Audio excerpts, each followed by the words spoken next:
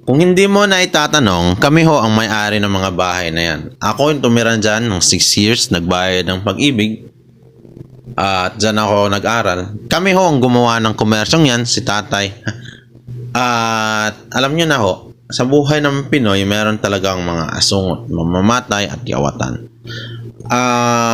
Paano ba? Nandito ho kami sa Mingan, Pangasinan dahil nga pinagkait nila sa amin yan eh. O, yan ho yung mga taong, alam mo na, masasama. Ito yung sabing naghirap kami na pinagkait sa amin. Yung pinaghirapan namin.